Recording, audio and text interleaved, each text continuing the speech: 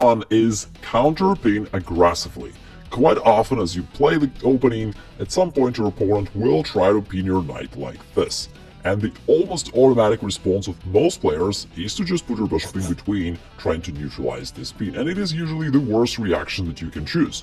Because, hey, yes, there's a pin, but your knight is already defended, and therefore there's no need to fix what's not broken. Instead, you can be more aggressive and utilize more active opportunities. So here White could play d5 instead, and just start their own attack. Now let's say Black doubles down on this pin and they try to put more pressure. What do you do then? Well, I'll give you a couple ideas, in addition or instead of this passive move, bishop to e2. So the idea one is you can just ignore it because again the knight is already guarded. So even if he takes it, no problem, it's just an exchange. You can just ignore it, and if he takes it, no problem, he's gonna waste a lot of time just to achieve this very minor positional advantage, and during that time you'll achieve something else. Alright, number two is you can counter attack on the queen side. He abandoned the queen side with his bishop, and therefore he can attack right there. So if you play bishop b5 or similarly queen to a4 check, guess what? Very often it will push him to actually drop his bishop back to d7 and you'll solve the problem automatically. Finally, you can consider a sacrifice. This way you let him grab your queen, but you start your own counterattack. And in this case, Black has nothing to do but to give up the queen back, and then you end up with extra material and you win the game. Moving on to the second rule, let me show you real quick a game where a 2650 Grandmaster lost the game in 10 moves. In a rapid game, it was out of Blitz. So he was playing black, and now after a couple moves, so far it looks like both sides play more or less meaningful moves, just develop pieces, etc. White plays f3, and after a couple of trades, Black realized that now White wants to go knight d5, threatening the square. He played pawn a6 to seemingly control it, but all of a sudden White played knight b5 anyway, sacrificing the knight. So what is the catch? Well, the knight aims for this square, which would actually be a checkmate, but of course Black can just capture it. But hey, that White just trades off this knight so that he can't jump right there and close the diagonal, and after this bishop to b5 check, it is basically all over. The only way for Black to delay the game a little bit, notice that we've got the rook right here, would be to cover it with the knight, but then after rook takes d7, still there's this covered check threat, and Black is defenseless. There's rook takes b7 coming with a check, and then grabbing this rook, and if Black tries to move the rook away, then it's just a checkmate. And the takeaway from this game is castle early. Aim to castle within the first 10 moves to avoid such opening disasters. Moving on to the next rule, keep your pieces connected. Try to put them in such a way where they stand closer to each other, where they defend each other, and then this dramatically reduces the chances of you blundering them. Plus, they'll also work together towards a common goal, which will make your attack a lot more successful.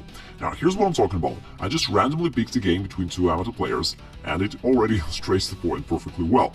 If you look at the white position, there is this rook on a1, which is not guarded by any other piece of white. Of course, you may be saying, well, it's not attack. Yes, but that's not the point. The point is to keep your pieces harmonious so that they all work together.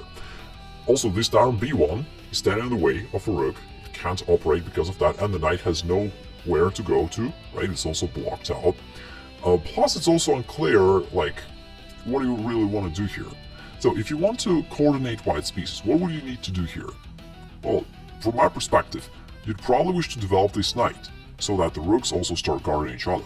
Now, you'd wish to develop the knight probably right here, because otherwise these two pawns are closing the way. So you could move the queen somewhere here. Then after, let's say, I'll just play a random move for black, you bring the knight right here, and now your position is much more harmonious. Look at how your pieces are standing close to each other, supporting each other. These two rooks are also supporting each other, and your position becomes a lot better. The very same idea can be applied to black. In the game where I didn't know this, they played bishop b3, pursuing some other idea.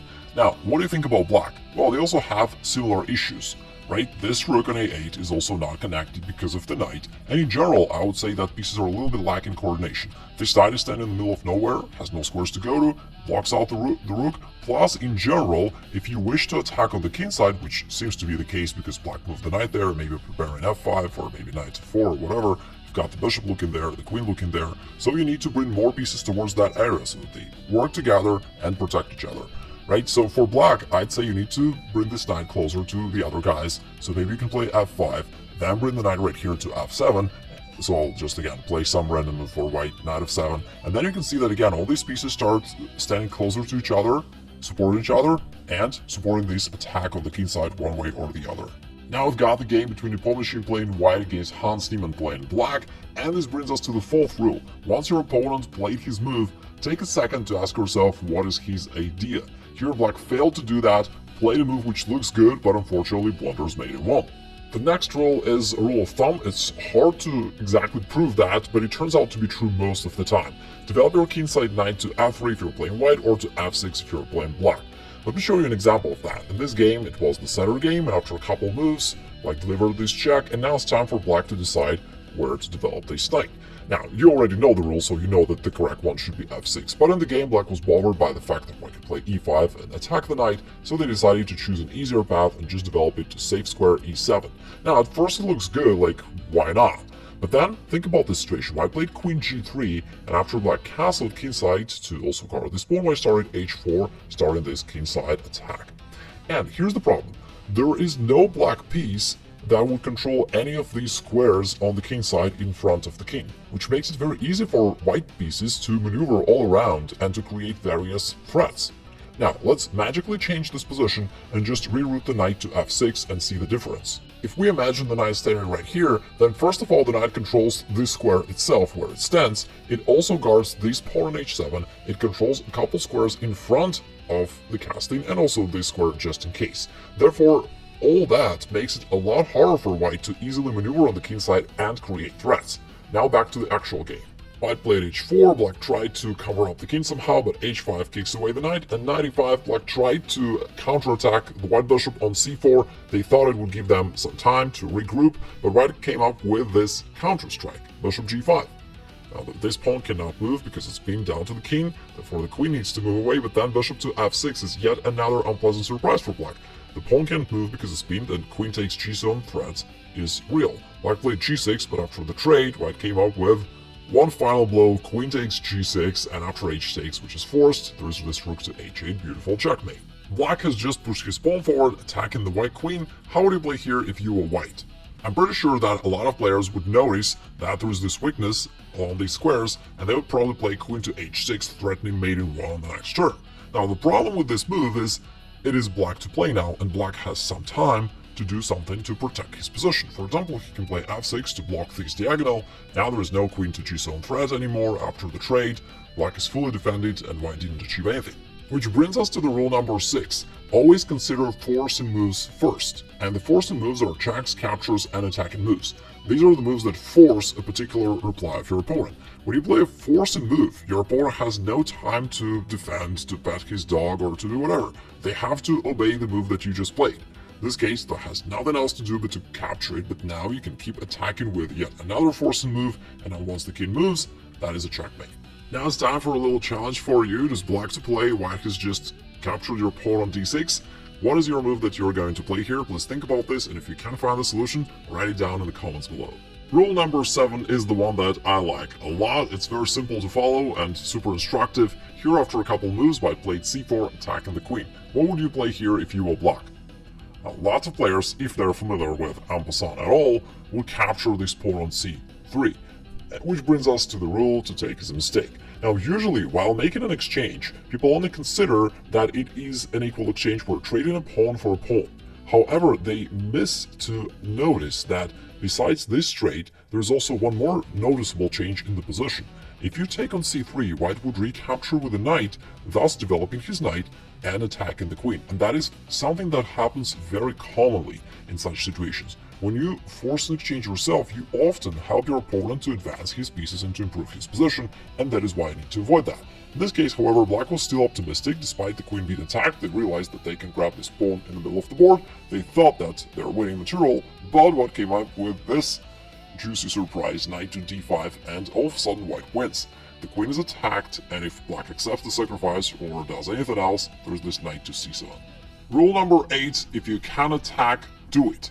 Usually in chess you have a choice from a wide range of moves, such as in this position. What could you play as white?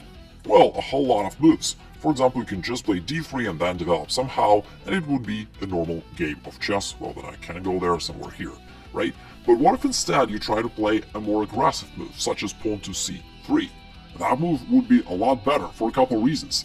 When you attack, you actually hit 2 birds, even 3 birds with 1 pawn. So first off, you improve your position. If black captures right here on c3, that allows you to develop your knight, which is good for you. Secondly, you also worsen your opponent's position. In this case, we're taking away this most active pawn of black, which is bad for him. And finally, you're also utilizing the power of a forced move. Your opponent does not have time to do whatever they want, but they have to respond to your move, which is, again, great for you. That is why attacking moves are the best. Now, after this trade, you could bring the knight out. After knight f6, again, what would you play here?